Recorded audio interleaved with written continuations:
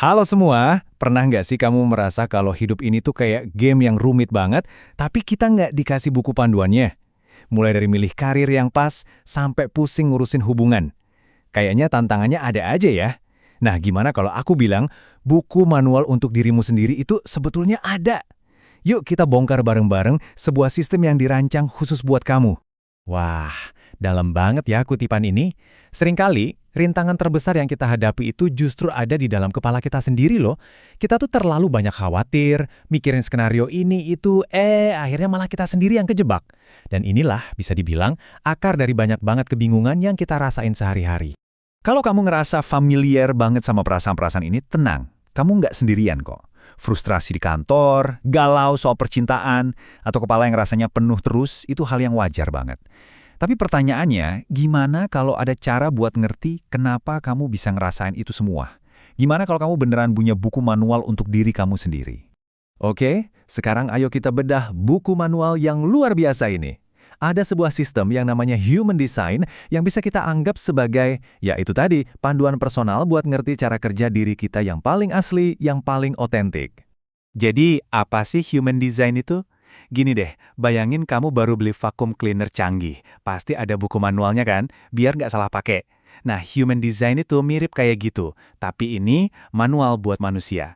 Ini adalah sebuah sistem yang pakai data kelahiran kamu, tanggal, jam, dan kota lahir buat memetakan cetak biru energi kamu yang super unik.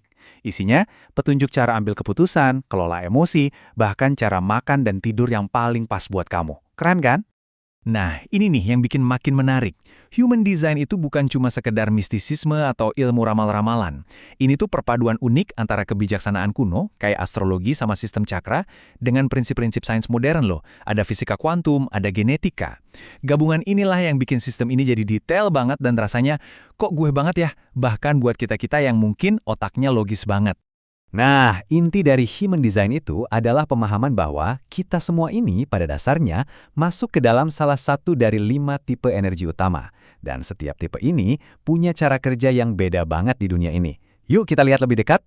Jadi gini, setiap tipe energi itu punya semacam alarm atau perasaan khas yang ngasih sinyal ke kita. Sinyal ini ngasih tahu kita lagi hidup selaras nggak sama desain kita.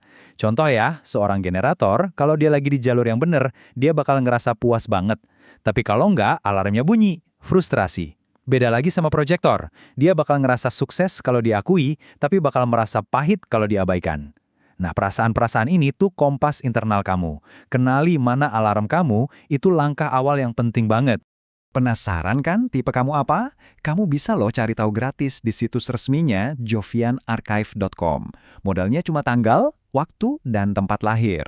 Usahain waktu lahirnya yang akurat ya. Coba deh cek di akta kelahiran atau mungkin tanya ke orang tua biar hasilnya pas. Oke, udah tahu tipenya, terus ngapain? Nah, sekarang kita masuk ke bagian yang paling praktis nih. Gimana caranya pengetahuan ini bisa bantu kita di dua area paling gede dalam hidup, yaitu pekerjaan dan hubungan. Rasa frustrasi di tempat kerja itu, aduh, umum banget. Dan seringkali ini terjadi karena kita berusaha kerja dengan cara yang nggak cocok sama desain energi kita. Coba bayangin seorang proyektor yang energinya itu dirancang buat ngebimbing dan ngelihat gambaran besar, dipaksa kerja kayak generator yang harus produktif terus-terusan dari jam 9 pagi sampai 5 sore. Hasilnya bukan sukses, tapi malah pahit dan capek luar biasa. Jadi, ngenalin kekuatan alami kamu itu kunci banget buat nemuin jalur karir yang bikin puas. Dan ngomongin hubungan, cerita ini, wow, ini contoh yang sempurna banget soal seberapa dalam dampaknya. Kisah dari Samara Farhana ini nunjukin kalau human design bisa ngebuka lapisan komunikasi yang kita bahkan nggak sadar itu ada. Saat kita ngerti desain pasangan kita, itu bisa ciptain momen klik yang luar biasa, ngubah cara kita ngobrol, dan bahkan nyelesain konflik. Oke, dari dunia luar, kerjaan dan hubungan, sekarang kita geser ke dunia di dalam diri kita. Gimana caranya sistem ini bisa bantu kita ngelola lalu lintas pikiran yang seringkali rasanya macet, padat, dan bikin capek banget?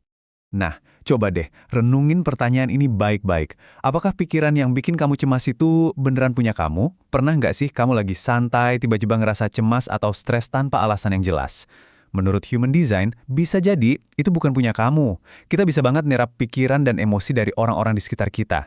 Di dalam chart Human Design kamu nanti, ada yang namanya pusat energi. Ada yang terbuka atau warnanya putih, ada juga yang tetap atau warnanya. Nah, pusat yang putih ini sifatnya kayak spons. Dia nyerap energi dan pikiran dari lingkungan sekitar. Sementara yang berwarna, dia justru mancarin energinya sendiri.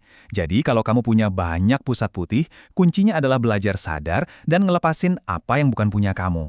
Terus, gimana cara praktisnya? Coba deh 3 langkah simpel ini. Pertama, sadari. Pas kepala mulai penuh, akui aja, oke, otak gue lagi rame nih. Kedua, identifikasi. Coba tanya ke diri sendiri.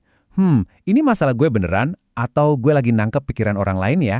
Dan ketiga, yang paling penting, salurkan. Jangan dipendam. Tulis di jurnal, cerita ke teman, atau gerak aja. Olahraga kek, jalan kaki kek, pokoknya keluarin. Oke, selain human design sebagai peta, ada satu alat lagi yang praktis banget buat bantu kita jalanin peta itu. Meditasi. Eits, tapi tunggu dulu. Buang jauh-jauh bayangan soal meditasi yang ribet atau harus jadi spiritualis. Anggap aja meditasi ini alat bantu yang simple dan bisa dipakai siapa aja. Banyak banget loh yang ngerasa meditasi itu susah gara-gara mitos-mitos kayak gini. Padahal, ya setelah kita ngerti dari mana datangnya pikiran-pikiran asing tadi lewat human design, meditasi jadi alat yang pas banget buat ngelatih otot kesadaran kita. Meditasi itu bukan soal ngosongin pikiran, itu hampir mustahil. Tapi soal menyadari apa yang lagi terjadi saat ini, biar kita nggak gampang kebawa arus pikiran. Ini nih, pengingat yang lucu tapi bener banget dari Samara. Meditasi itu soal kesadaran di momen sekarang. Ini bukti kalau meditasi itu bukan lari dari hidup, tapi justru hadir sepenuhnya di hidup kita. Sama kayak human design, tujuannya bukan buat ngubah siapa kita, tapi biar kita bisa hidup selaras sama diri kita apa adanya, bahkan di tengah kemacetan sekalipun. Butuh teknik yang konkret banget buat mulai, coba ini. Duduk aja yang nyaman, terus mulai hitung napas kamu. Tarik napas, hitung 1. Hembuskan, hitung 2. Terus aja. Ini latihan dasar buat nenangin sistem saraf kita. Nanti pas pikiran mulai ngelantur kemana-mana, dan itu pasti terjadi, nggak apa-apa, sadari aja, terus pelan-pelan balik lagi ke hitungan. Semudah itu kok. Jadi, human design itu petanya dan meditasi itu kompasnya yang bantu kita jalanin peta itu setiap hari. Tujuannya bukan buat jadi orang lain, tapi jadi versi paling asli dari diri kamu. Nah, sebagai penutup, aku mau kasih pertanyaan buat kamu renungkan. Kalau kamu beneran pegang buku manual dirimu itu sekarang, kira-kira bab pertama apa yang bakal langsung kamu buka?